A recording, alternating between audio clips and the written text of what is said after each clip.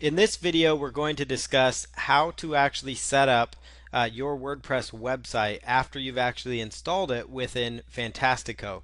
So what we're going to do here, when your website is first installed, it's going to have something installed. It may not look like this, it might look different, but it's going to have like a default WordPress theme.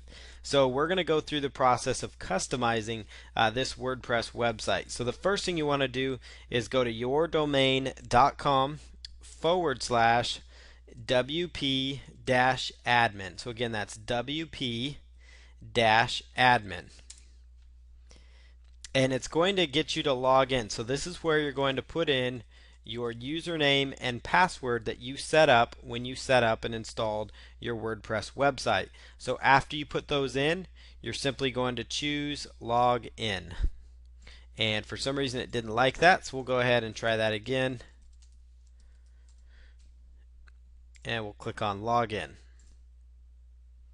There you go. So now we're going to get a message here that says welcome to your new WordPress website. And again, this message might vary depending on what version of WordPress you're working with, but most of the time you should see something that discusses this. The first thing it's going to ask you to do up at the top and also up here on the left side, I'll show you both places. It's going to say WordPress 3.42 is available. Please update now.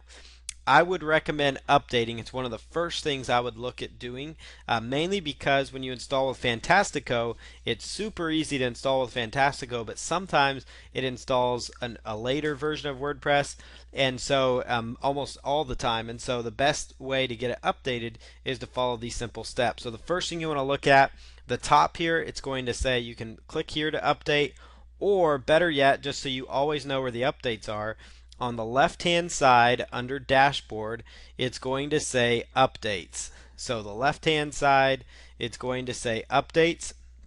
So what you want to do is scroll down here. An updated version of WordPress is available. You can update WordPress 3.42 automatically, and again, this version would vary if there's a newer version out there. And so you're going to just choose update now. So it's really simple to do that. You're just simply going to click update now, and after you do that, it's going to say welcome to WordPress 3.42.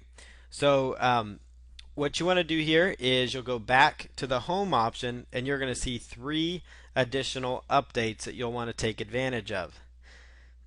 The first one, it's going to ask you to update your themes, and then it's going to ask you to update the plugins. There's usually 1 or 2 plugins initially installed when you install WordPress from Fantastico.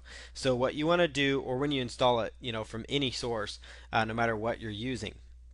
So what we want to do here is click on the link here and hit select all and then choose update plugins. Update plugins.